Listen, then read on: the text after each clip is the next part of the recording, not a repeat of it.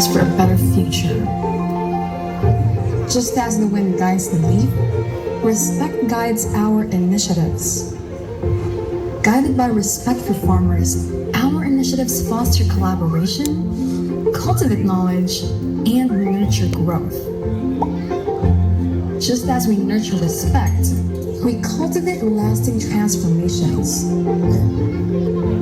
We plant the seeds of self-reliance, nurturing a cycle of change.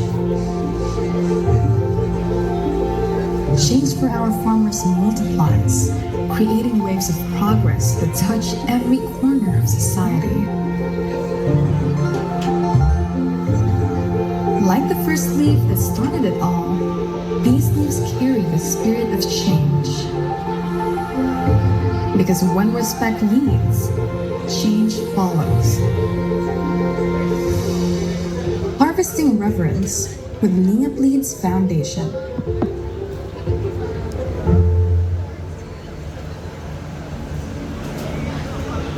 Marga, truly, a single action can lead to a lasting transformation.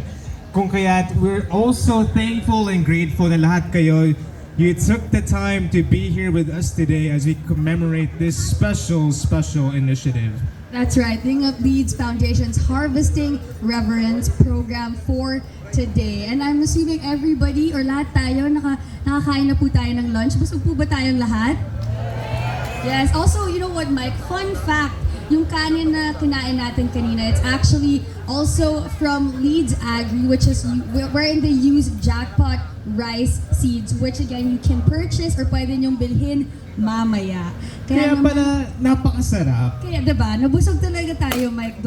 Jackpot talaga po. The balloon agrees. Balloon, nag-agree din yung balloon. And actually, one thing I want to highlight about our lunch napapansin ko, ang daming tao nagdadala ng tumbler.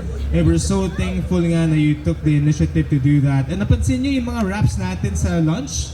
Ano yun? Biodegradable materials. Nakabalot pa siya when they gave it to our guests for today. And I'm sure excited na kayong lahat kasi we have a lot more in store for you today. Kaya naman upang magsimula, narito ang nagsisilbing pangunahing tagapagsalita hinggil sa Harvesting Reverence Campaign. Let us all warmly welcome our Director of Marketing and Communications ng Lingap Leads Foundation, si Ms. Connie Valera.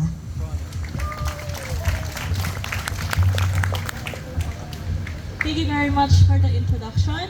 And thank you everyone for coming to our event, ang launch ng Lingap Leads Foundation, kung saan ipapakilala namin ang bagong organizational identity ng Lingap Leads Foundation, pati yung bagong brand identity ng Lingap Leads Foundation.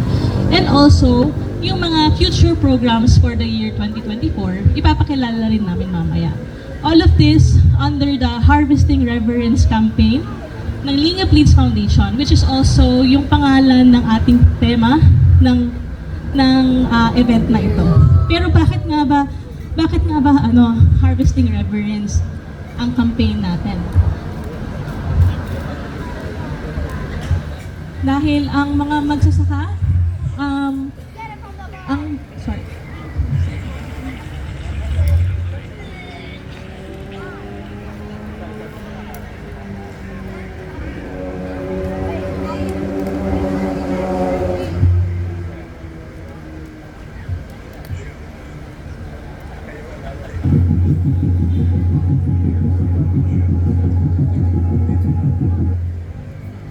kasi gusto natin i-redefine ang ating mga magsasaka as our visionary leaders. By doing that, in order to do that, kailangan natin i-shift ang paradigm ng ating mga initiatives from charity-driven initiatives to respect-driven initiatives para ma-foster ang mindset of empowerment and sustainable support para sa mga farmers, beneficiaries ng Lingap. Ano bang difference ng empowerment at saka dependency? Bakit kailangan nating i-highlight ang respect-driven initiatives? Ang mga respect-driven initiatives ay it empowers individuals and communities by recognizing yung mga strength at saka capabilities ng mga farmers. Ang ina-aim natin ay makakreate ng mga sustainable solution para magkaroon ng mga long-lasting at saka mga long-term na positive change.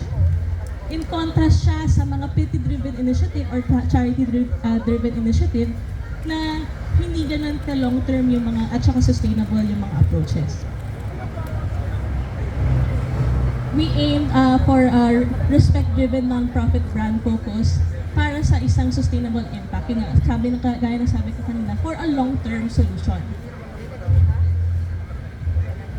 And in the end, we want to highlight farmers as the pillars of our food system. Napaka-importante talaga ng mga magsasaka. By redefining our local farmers as visionary leaders, we respect them to lead and create transformative change. Thank you very much. Once again, maraming salamat po sa ating Director of Marketing si Miss Connie Valera. And Marga, as she said, ang main objective po talaga ay to initiate lasting transformations. That's Di right. lang tipong bibigay ng pera, they want to create these initiatives to empower our farmers and our stakeholders para tuloy-tuloy na po nila matutulungan ng sarili nila by providing them the proper assets and the proper foundation when it comes to all their basic needs, diba? And the good thing about the Lingap Foundation is hindi lang ang Harvesting Reverence campaign ang ilang initiative. They have so much more planned throughout the year, and they have done so much more in the past as well. And to provide more information about their current missions and visions and their future campaigns, we would like to call on once again si Doc Angelique Malveda, the Foundation Director of Lingap Leads, to give us some more information. Let's all give her a very warm round of applause.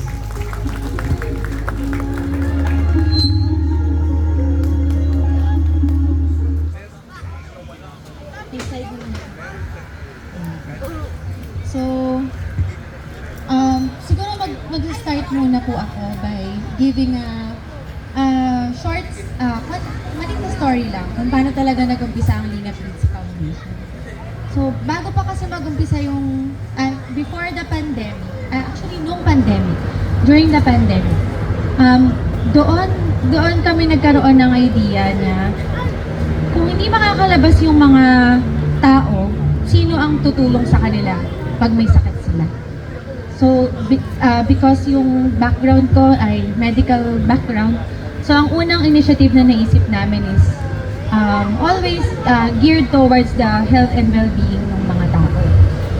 Noong pandemic, nagpapasalamat ako dahil nagtiwala ang Leads Agri at si Mr. and Mrs. Malveda na magkaroon kami ng pondo para makatayo ng unang-unang mobile truck. At from there, sa totoo lang, buong-buong puso ko ngayon na sabihin na malayo nang narating ng Lingap, pero malayo pa. So that's why last year, we made it our goal to tell the public, to show the world, to show the Philippines kung ano yung gusto naming magawa, kung ano yung mga pangarap namin at ano yung mga adhikain namin para doon sa mga mahal namin na magsasaka. So, ang mission ng Lingap Leads talaga sa totoo ay magkaroon ng society kung saan nire-respeto yung mga pinakamabababa sa lipunan natin. Hindi ko alam pero sa bawat trabaho or initiative na ginagawa namin, lagi mahalaga sa akin na marunong kang rumespeto kahit pa hindi mo yan amo, kahit pa hindi yan ka-level mo sa society. So sa amin, gusto namin na madala yung mindset na yon sa greater public. Kaya dito sa Lingap Leads, dinesisyon na namin na ang mission namin ay mabuo yung society na yon. So our mission is, nandito ba yan?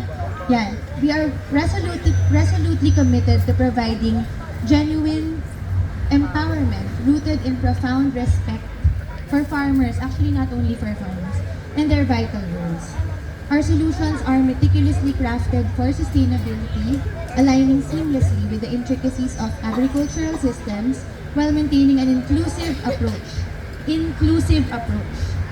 Through the synergized support with alliances and capacity building initiatives that aim to remain steadfast and relevant over time. Pinakamahalagang salita para sa akin dyan, sa mission na yan, ay ang inclusion. Kasi kapag inumpisahan mo na pagbuklodin ang lahat ng tao, regardless kung anong background nila, isasama mo sila, lahat iniisip mo at pinapangarap mo, pwede mong makamit. Kasi in-include mo ang lahat. Our vision naman is a cohesive society. So hindi lang sa Leeds, hindi lang sa subsidiaries ng Leeds Agri, hindi lang din sa Binyan or sa Pasita, sana sa buong Pilipinas. That is in full solidarity with farmers in achieving overall welfare and well-being. Merong isang nakapagsabi sa akin, actually hindi nga po siya Pilipino. Ang sabi nila, kaya daw progresibo yung kanilang bansa. Korea yung tinutukoy ko. Kaya daw progresibo yung bansa nila kasi inuna nilang pahalagahan ang agrikultura. Dito sa atin, tayo ay primarily agricultural company, pero huling-huling pinahahalagahan yung industriya ng agrikultura. Sa ngayon, sa nangyayari ngayon sa gobyerno natin, sa tingin ko naman unti-unti na namumulat yung mata ng mas marami na kapag inuna natin na pahalagahan kung ano yung natural resources natin, which is mostly agriculture, sigurado ako hatak ang buong society natin. So, capacity building initiatives. Ang Lingap ay nagsimula na walang masyadong meron. Actually, kahit saang non-profit organization, nag-uumpisa talaga sila sa maliit at sa wala. Pero naniniwala kami dito sa Lingap na kapag napagbuklod namin ng lahat, katulad ngayon, maraming dumating dito na bagong kakilala namin sa industriya, pero nagtitiwala, naniniwala, at nagbigay ng malasakit nila sa isang mabuting ginagawa. Naniniwala kami sa Lingap na mas ma-amplify pa natin yung mga goals natin. So, next po, target programs. Nag-umpisa ang Lingap Leads na dapat sana pang magsasaka lang kami. Kung mapapansin niyo po, lahat ng ibang non-profit organization, wala silang pinipiling focused beneficiary Pero ang Lingap Leads, ang focus talaga namin ay ang mga magsasaka. Kaya nabuo ang aming target group na Lingap Kasaka. Pero hindi naman alam namin na hindi lang mga magsasaka yung mga ngailangan ng tulong. Kaya binuksan din namin ang Lingap Kapamilya, kung saan doon namin pangyayarihin ang mga programa para sa mga may kapansanan, para sa mga may sakit, na may mga cancer, ganyan.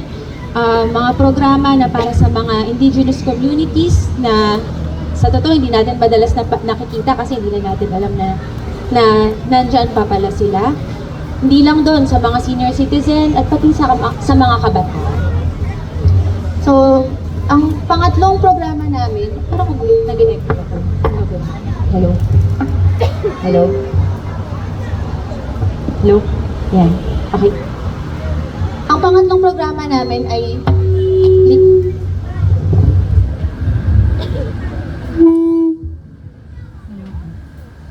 tinatawag na Lingap Kapatid. Kaiba sa ibang mga non-profit organization, ang Lingap Leads ay isang corporate foundation na binuo ng Leeds Agri mula sa musilak na kalooban nila. So kaya ayaw naming ilayo ang paningin namin doon muna sa pamilya namin sa loob ng Leeds Agri. Ang Leeds Agri po kasi ay binubuo ng 10 subsidiaries, pare-parehong nasa agricultural sector.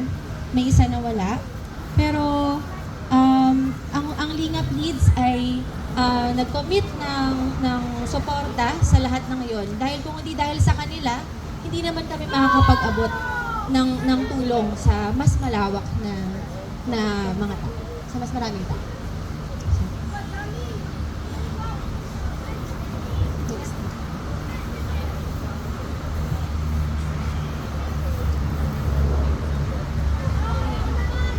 So yun, sana po, actually marami pa po kaming ipapaliwanag pa namin kung ano yung specific na mga programa na under ng Lingap Kasaka, Lingap Kapamilya at Lingap Kapatid.